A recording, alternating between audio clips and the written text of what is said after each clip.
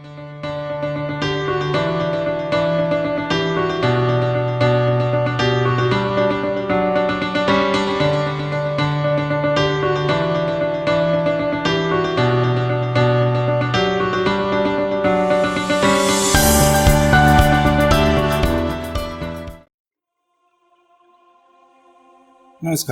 दिव्य योगासन की तरफ से मैं आचार्य शिवानंद दास आपका स्वागत करता हूं।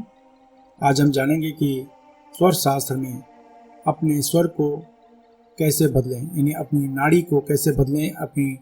हम जो नाक से श्वास ले रहे हैं तो अलग अलग कार्य में लाभ प्राप्त करने के लिए हम अपने स्वर को कैसे बदलें जिससे कि हम ज़्यादा से ज़्यादा लाभ प्राप्त कर सकें। लेकिन इसके पहले मैं आशा करता हूं कि आप इस चैनल को सब्सक्राइब करके हमारे आध्यात्मिक परिवार में अवश्य शामिल हो जाएं। आपको सिर्फ इतना करना है कि नीचे दिया गया सब्सक्राइब बटन को क्लिक कर दें, जो कि बिल्कुल फ्री है। इससे दिव्य योगासन के नए वीडियो आपको तुरंत प्राप्त होने लगेंगे।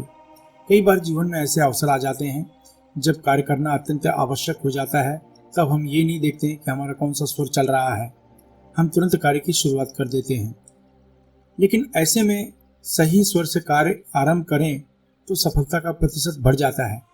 उदाहरण स्वरूप, आपको रात में कार्य करना है लेकिन नींद की वजह से समस्या आ रही है, तो आप क्या करते हैं? चाय कॉफ़ी का सहारा लेते हैं जिससे कि आपका आलस दूर हो सके। इसलिए कार्य से संबंधित समस्या का समाधान करने के लिए जब चाहें तब अपना स्वर बदल सकते हैं और कार्य में सफलता प्राप्त कर सकते हैं। स्वर को बदलने के अलग अलग उपाय हैं जिनका उपयोग करके आप अपने स्वर को बदल सकते हैं और लाभ प्राप्त कर सकते हैं। पहला उपाय, सबसे पहले आप ये देख लें कि किस नासिका से श्वास नहीं चल रही है। अब उसे अंगूठे से दबा लें और जिस नासिका से श्वास चल रही है उस नासिका से श्वास खींचें। अब उस नासिका को अंगूठे से दबाकर जिस नासिका को चलाना है उससे श्वास छोड़ें। ऐसा 1-2 मिनट करने से श्वास परिवर्तन होना शुरू हो जाता है।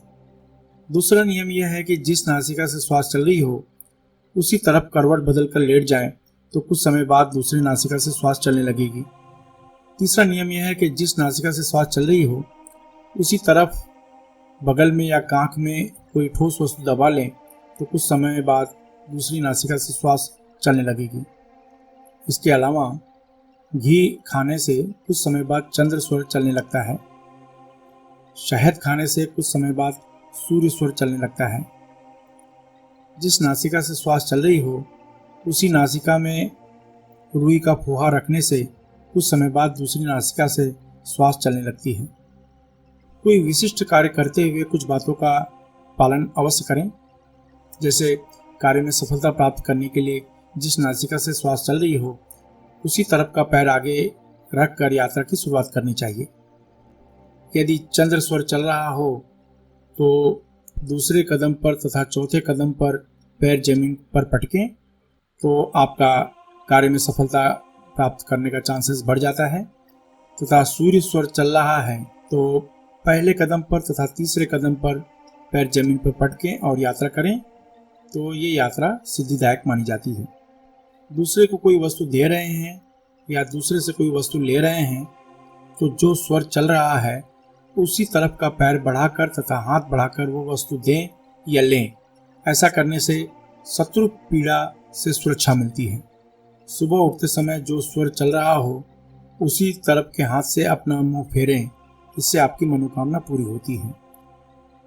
चंद्र स्वर में कोई मित्र हो, ग्राहक हो, तो जब चंद्र स्वर में अगर आप इससे बात करें तो सफलता जल्दी मिलती है। यह विधि मार्केटिंग के क्षेत्र में ज़्यादा सफलतादायक माना गया है।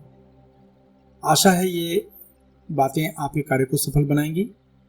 इसके अलावा लोगों में आध्यात्मिक ज्ञान के प्रति जागरूक करने के लिए हमारी संस्था दिव्य योग आश्रम अलग अलग शहरों में 2 दिन का कुंडलिनी ध्यान शिविर का आयोजन कर रही है। इसमें भाग लेना बिल्कुल फ्री है, एकदम निःशुल्क है। इसलिए अगर आप अपने शहर में सीखना चाहते हैं तो नीचे डिस्क्रिप्शन में लिंक दिया गया है जहां पर आप अपने शहर में सीखने के लिए बुकिंग कर सकते हैं। इसके अलावा जो चैरिटेबल ट्रस्ट, संस्था या योगा केंद्र चला रहे हैं वे अपने ग्रुप में निःशुल्क कुंडलिनी ध्यान का आयोजन करवा सकते हैं। इसके अलावा जो सामाजिक कार्य करना चाहते हैं वे भी कुंडलिनी ध्यान का कार्यक्रम ऑर्गेनाइज करवा सकते हैं। आप अपने जीवन में हमेशा तरक्की करें, इसी शुभकामना के साथ धन्यवाद।